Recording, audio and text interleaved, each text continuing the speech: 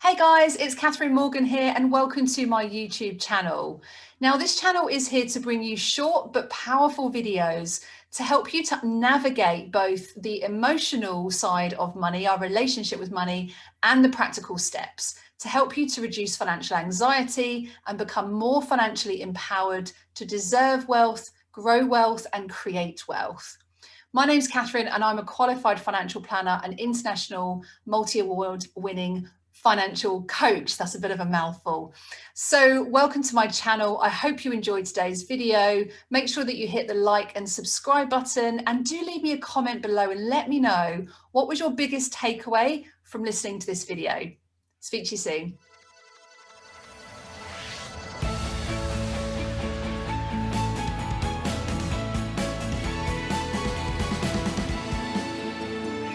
Good morning, everybody, and welcome to today's video. My name's Catherine Morgan, and today I want to talk to you about how you can overcome overspending. This is one of the questions I get asked a lot in my communities. And in today's video, I want to share with you 5 reasons why we do it and 5 tips on how you can stop. Are you ready? Okay. So, first of all, why do we overspend? Why do we do it? Now, I'm coming from a place of experience. One of the main reasons why I used to overspend was to try and fill a void where my belief was that by overspending, by making a purchase, I would feel better about myself. And actually, from a psychological perspective, I did feel better about myself, which is the problem. This is where overspending can become quite an addiction in the same way as drugs and alcohol do. It's that part of the brain that actually releases all those good chemicals, those good hormones, those endorphins, which actually then create this cycle of repeat. It's almost like just hitting a repeat button because our body is wanting to receive those good feel-good hormones and feelings. And so one of the main reasons why we overspend is, number one, is our emotions. So if you're listening to this and resonating, thinking, okay, so I do this all the time, I overspend, and then I feel guilt or regret or shame or judgment from others or judgment on yourself. Think about what is the emotion that you feel in that moment just before you make that over purchase. Now, for me, I used to go shopping. I would buy tons of clothes and shoes in the hope that by wearing those clothes, I'd feel better about my body. So really, I was just masking the root cause. And I'm going to talk to you about some tips that you can explore with yourself on this video today. But the first thing is to understand, why do you do it? What's the emotion that sits behind just before that moment when you make the purchase? So are you bored? Are you stressed? Have you had a particularly bad day at work? Have you had a particular stressful day at the home with the children? Are you feeling lonely? Are you looking for comfort or company? Are you just generally feeling quite sad? It might even be your time of the month. I know this sounds like a little random points, and my apologies if you're a man listening to this. But I actually do find I've tracked this emotionally. I get really triggered to try and overspend during that week of the month. So think about what's the emotion that is sitting behind when you make that purchase. Okay, number 2, the second reason why we overspend is it's habit. It just becomes a habit, something that we just don't even really think about until afterwards, until after the event. And actually these patterns, these reoccurring habits and beliefs can just keep us safe. And that's why we keep going with it, because it makes us feel good.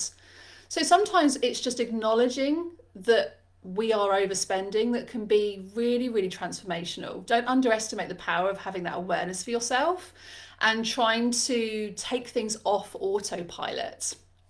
So that's number 2. The third reason is our relationship with money. So when we think about our relationship with money, that keeps us stuck in a pattern. It keeps us stuck in a habit because we're used to experiencing a certain belief or a certain habit or a message. Maybe you grew up understanding that money doesn't grow on trees, and therefore you think that you have to work hard for money. So therefore you're not charging enough in your business, or you don't feel worthy of receiving wealth. Because really money is about 2 things. It's about how comfortable you give and how comfortable you feel to receive. So sometimes when we're stuck in a mindset of instability, then that keeps us stuck in a mindset of lack of, i.e., not enough. And sometimes when we feel like we're not enough, we overspend. And it becomes familiar. So the brain just looks for more evidence to support that belief to keep us safe. So that's number 3. The 4th reason why we overspend is we just don't plan. We're much more reactive than proactive.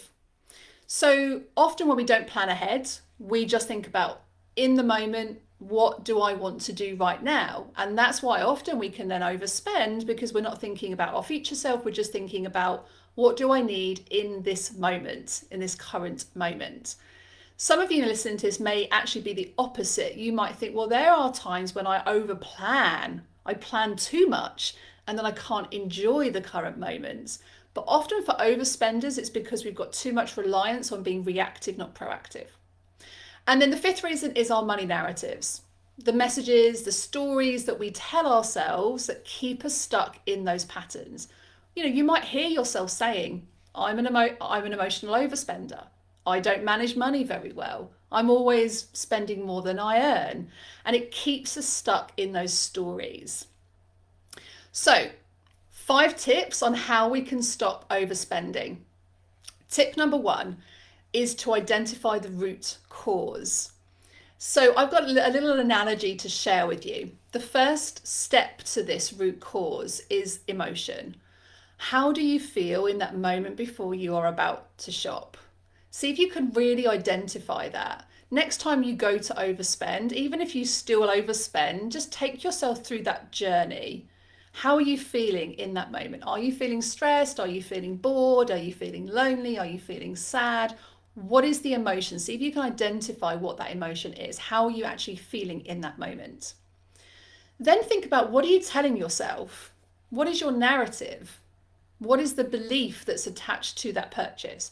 Oh, well, if I just buy that another pair of trainers, I'll feel taller.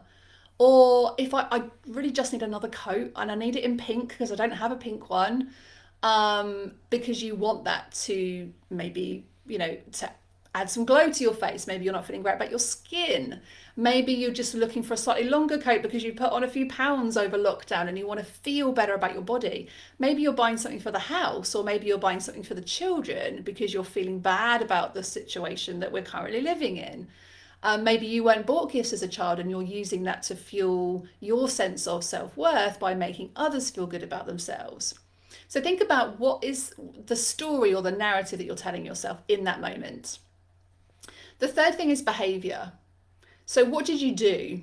So you were feeling bored, and you went and purchased an extra pair of trainers. That was the action, that was the step. And you did it because you went onto your favorite app on your phone, Amazon perhaps. So identify the behavior. What did you physically do? Did you walk past a shop on your lunch break? Did you use one of your apps? What was the behavior? And then think about what I call differently. How can you act differently in that moment? What could you do instead? So rather than using that app, maybe you could take the app off of your phone. Maybe rather than walking past that shop on your lunch break, you could take a different direction. So think about, what could you do differently if you weren't actually doing that particular action. Then motivation. Many people forget this step and it's really important. So once you've identified what the emotion is, what you were feeling and thinking, what you were telling yourself you would get from that purchase, what you could do differently, then ask yourself, how motivated do you feel on a scale of 1 to 10? If you come out with well, I'm really not that motivated, Catherine, to make this change right now, then it's never going to work anyway. You've got to get that internal motivation. And one of the ways to get that internal motivation is to ask yourself, where would you redirect that money, that spends? If it wasn't going on that extra pair of trainers, where would it go? Give it another purpose. And it comes back to one of my golden rules: give every pound a purpose. So you might say, well, I'm not going to spend £80 on those trainers. I'm going to redirect that to a holiday pot. And you give it purpose and you put it into a pot that you label up holidays, because then it gives you that motivation to make a change. And then the final part to that puzzle is the consequence. So sometimes it can be really useful to think about what's the consequences of inaction. And some people are very motivated away from kind of pain. It's away from the pain of overspending. So, well, if I don't do that and I don't buy that for myself, what's the consequence? What's the consequence if I continue to overspend? What's the consequence if I continue to live in my overdraft or increase my credit card debt, for example? What's the consequence? Really think about the consequence for yourself. So that's tip number one, is the root cause. Tip number two is to evoke a delay. So this can work really well if, for example, you identify that your natural temptation is using Amazon, for example.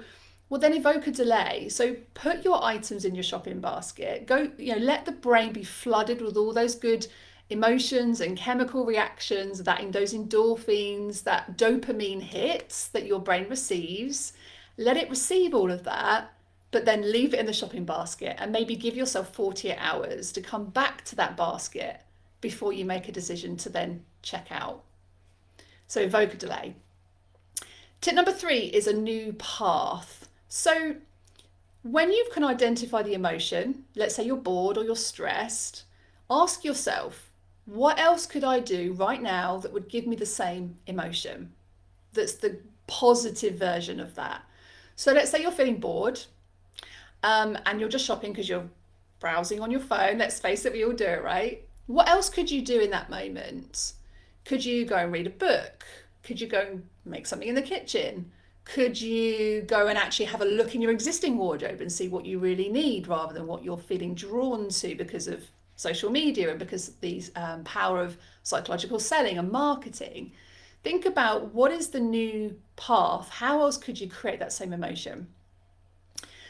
Tip number four is to give yourself freedom and permission to treat yourself. So often I really struggled with this when someone said to me, well, just stop overspending. It's not as easy as that because it's like an addiction.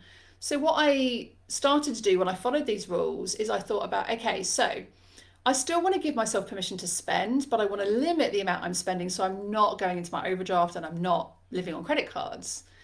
So I would give myself permission to have a treat pot.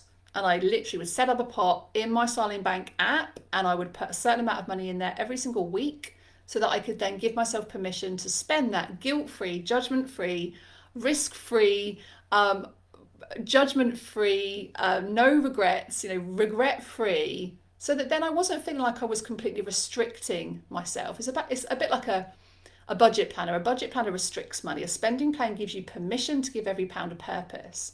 So create that for yourself. Give yourself the freedom and the permission to have some treats, but just think about how you can limit that so that you're not overspending. And then the final tip is timing. I think this is a really big one. A lot of financial decisions can often be made on the whim because we're very reactive, and we're very reactive because of the emotion and the feeling, how we're feeling in that moment. So don't make any big decisions during the week.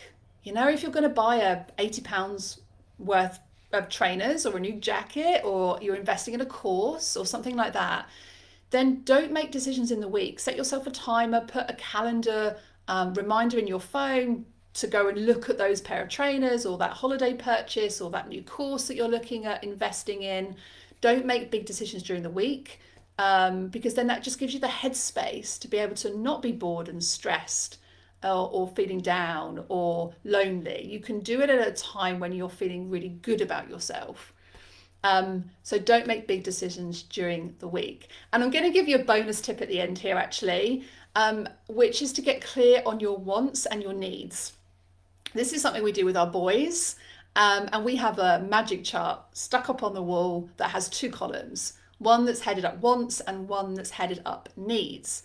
So every time they say things like, I want a new pair of football boots, I want to get a PlayStation, I want some new trainers, we ask them, is it a want or is it a need? And they'll go and write it up on the board. And that's really important. Like that physical written process of writing things down is a really important part of actually allowing the brain to communicate what we really want and what we're seeking, what's the desire that's underneath that. And it also allows the brain to think more practically than emotionally when we're writing things down. So some of you may be more logical, some of you may be more emotional in your decision-making processes. And children typically get quite emotional with purchases, but they're very linear. The brain at that age, I mean, my boys are kind of 7 and 9, it's very linear. So, getting them to rationally think, do I really need this or do I want this? And then if it goes on your wants list, then you find a way to plan to put money aside, giving every pound a purpose for that purchase, so that you're not in that heat of that moment. I need to buy this thing because I'm seeking comfort and I'm seeking protection, or I want to just feel good about myself. There's a lot of it's to do with feel good about yourself. So I hope that helps. So those 5 tips: establish the root cause, evoke a delay, think about a new path, what would give you the same emotion without overspending, give yourself freedom and flexibility and permission to treat yourself, and then finally, don't make big decisions during the week, and make sure that you're clear on your wants and your needs. So I hope you found today's video interesting. If you're watching this right now, please feel free to leave me a comment below and let me know which of those tips you'd like to give a try. But thanks so much for listening, guys, today, and I'll speak to you all very soon. Take care. Bye.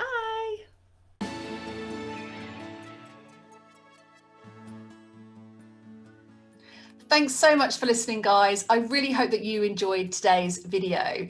If you did, please do me a big favor and leave me a comment below this video and let me know, what was your one biggest takeaway? What are you going to do differently as a result of watching today's video?